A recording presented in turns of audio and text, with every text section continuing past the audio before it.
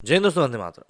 पिछले कुछ दिनों से बॉलीवुड को लेकर जो बॉयकॉट की बातें चल रही हैं उसके ऊपर अलग अलग सेलिब्रिटीज का रिएक्शन लगातार सामने आ रहा है। ऐसे में अर्जुन कपूर का जब कल रिएक्शन सामने आया तो काफी लोगों ने उनकी आलोचना करी, ये कहते हुए कि भाई आखिर पब्लिक अगर किसी को बॉयकॉट कर रही है तो उसके पीछे कुछ ना कुछ कारण है, जिन कारणों से वो उनको बॉयकॉट कर रही है। लेकिन अर्जुन कपूर ने जिस तरीके से अपनी बात रखी थी कि नहीं, इंडस्ट्री ने चुप रहकर गलती करी और हमको इस बात का सबक सिखाना चाहिए, सबको साथ में आना चाहिए, वो लोगों को लहजा काफ़ी गलत लगा। उनका कहना था भाई ये तो धमकी हुई सरासर। अगर पब्लिक को कोई चीज़ पसंद नहीं आ रही है तो आप किसी को भी ज़बरदस्ती नहीं बोल सकते कि नहीं भाई ये फला चीज़ तो तुमको जाकर देखनी है वरना अच्छा नहीं होगा। अब इन सभी चीज़ों के बीच में आर माधवन का भी बॉयकॉट बॉलीवुड के ऊपर रिएक्शन निकल कर सामने आया। दरअसल वो उनकी अपनी आने वाली फिल्म धोखा अराउंड द कॉर्नर के प्रमोशन के लिए एक इवेंट में पहुंचे थे और वहां पर एक पत्रकार ने उनसे बॉयकॉट बॉलीवुड को लेकर सवाल कर लिए।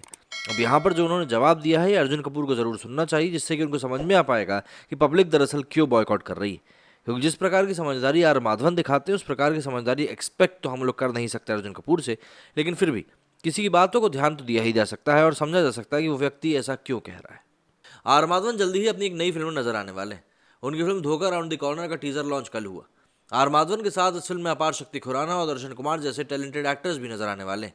अपनी नई फिल्म धोखा राउंड द कॉर्नर को लेकर हुए प्रेस कॉन्फ्रेंस में आर माधवन को बॉलीवुड बॉयकॉट करने के ट्रेंड को लेकर कई सवाल पूछे गए। माधवन ने भी उन्हें पूछे गए सवालों पर खुलकर बात कही।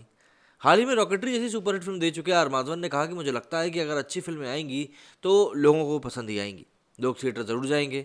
और जहां तक बात साउथ इंडियन फिल्म्स की है तो मैं आपको इस साफ तरीके से बता दूं कि बाहुबली, बाहुबली 2, KGF 1 और 2, पुष्पा, RRR ये फिल्में चली जिन्होंने हिंदी फिल्म के एक्टरों से ज़्यादा कमाई करी है।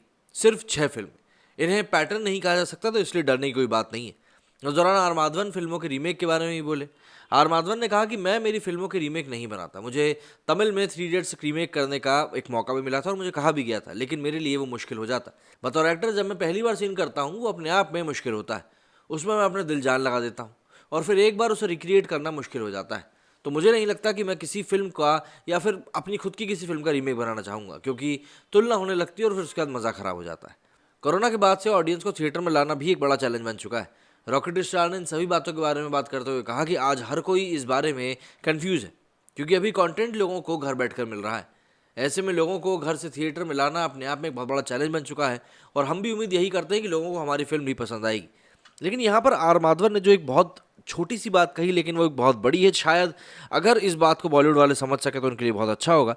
वो ये थी कि देखिए, पब्लिक मूवीज़ देखना चाहती है, क्योंकि अगर नहीं चाह रही होती तो फिर कोई भी मूवी नहीं चल रही होती।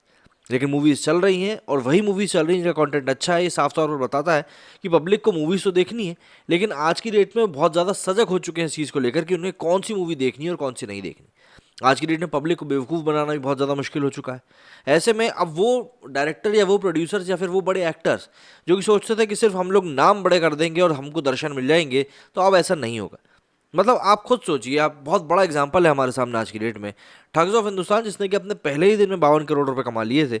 वहीं दूसरी तरफ लाल सिंह चड्ढा है जिसने कि अपनी मूवी रिलीज के पहले एक हफ्ते में 50 करोड़ भी नहीं कमाए। मतलब कहाँ एक दिन की कमाई और कहाँ पूरे हफ्ते की कमाई। आप इस बात से अंदाजा लगाइए कि आज की डेट में पब्लिक कितनी ज़्यादा सजग हो चुकी है, कितनी ज़्यादा अवेयर हो चुकी है। और इसका एक बड़ा रीज़न मैं ये भी मानता हूँ कि आज पब्लिक के हाथों की उंगलियों के टिप्स पर इतनी ज़्यादा इन्फॉर्मेशन मौजूद है कि उनको किसी भी आस्पेक्ट, मतलब मूवी के किसी भी आस्पेक्ट या फिर किसी भी डिटेल को लेकर कोई भी जानकारी चाहिए तो आज की डेट में वो उनकी उंगलियों पे है। तो ऐसे में पब्लिक से आपको छुपा नहीं सकते। वो मार्केटिंग स्ट्रेटजीज जो होती थी ना, कि पब्लिक को एकदम से गुमराह कर दो और नई मूवी को लेकर एक बज़ क्रिएट कर दो, हाइप क्रिएट कर दो, आज की डेट में वो सब चीज़ें बहुत पुरानी हो चुकी हैं। अगर आपको आज की डेट में कोई मूवी को प्रमोट करना है तो आपको आज के हिसाब से हथकंडे अपनाने होंगे, क्योंकि पुराने हथकंडे आज की डेट में चलते नहीं हैं। और ये बात आमिर खान को भी बखूबी समझ में आ गई होगी।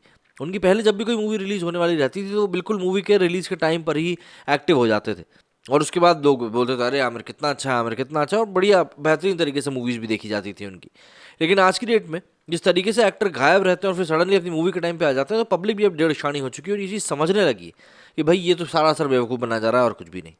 तो ऐसे में आर माधवन की जो बातें हैं वो शायद अर्जुन कपूर को बहुत ध्यान से सुननी चाहिए कि क्यों कंटेंट के ऊपर इतना ध्यान देने को कहा जाता है। हर जगह पर जहाँ पे भी कुछ ना कुछ क्रिएटिव काम किया जा रहा है वहाँ पर जो चीज़ बनाई जा रही है उसकी तरफ ध्यान देने के लिए कहा जाता है। क्योंकि ऐसा नहीं है कि आपका नाम बड़ा है या कुछ और है तो आप जो करोगे वो बिकता जाएगा, जो बोलोगे वो चीज़ सुनते रहेंगे। ये ऐसा नहीं होता है आज की डेट में। आज की डेट में पब्लिक के पास बहुत इन्फॉर्मेशन है, जैसा कि मैंने आपको कहा।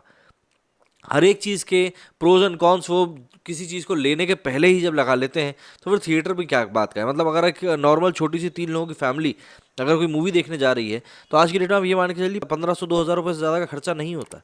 तो अगर कोई फैमिली महीने में 1 या 2 मूवी भी देख रही है और उसका इतना खर्चा हो रहा है, तो वो तो बिल्कुल चाहेगी ना यार कि नहीं, हमको वही कंटेंट देखने के लिए मिले जो कंटेंट हमारे लिए बना हुआ है। क्योंकि अगर ऐसा नहीं होता है तो सीधी सी बात है, एक धोखा सा फील होता है, एक दगा सा फील होता है, और वहीं पर सारी चीज़ें गड़बड़ानी शुरू हो जाती है। बॉलीवुड बस इन्हीं छोटी छोटी बातों को समझ नहीं रहा है, इन्हीं छोटी बातों की तरफ ध्यान नहीं दे रहा है। क्योंकि एक फैमिली के पास आज की डेट में ओटीटी जैसा बड़ा ऑप्शन है। वो ओटीटी जहाँ पर उसके बच्चों के लिए भी सामान मिलता है और उसके मतलब उन लोगों के खुद के लिए भी सामान मिलता है। तो ऐसे में जब आप 500-600 रुपये देकर साल भर के लिए एक ओटीटी प्लेटफॉर्म का सब्सक्रिप्शन ले सकते हो, जिसपे कि आपको नई मूवीज़ फ्री में देखने के लिए मिलती हैं, मतलब 600 रुपये देने के बाद में, तो आप खुद ही बताइए कि आप एक परिवार के लिए 1500 से 2000 रुपये सिर्फ एक मूवी के पीछे क्यों खर्च करोगे। ऐसा नहीं हो पाता है। और इसी चीज़ को अगर जल्दी हमारे मेकर्स नहीं समझेंगे, तो कहीं ना कहीं बस यही प्रॉब्लम है जो कि धीरे धीरे एस्केलेट करती जाएगी। वैसे भी आज की डेट में लोगों के पास सिर्फ इन्फॉर्मेशन ही नहीं, ऑप्शन भी मौजूद हैं। तो ऐसे में अब आपको कुछ ना कुछ ड्रास्टिक स्टेप तो लेने ही पड़ेंगे। मेरे इस वीडियो में इतना ही। जय हिंद, जय भारत।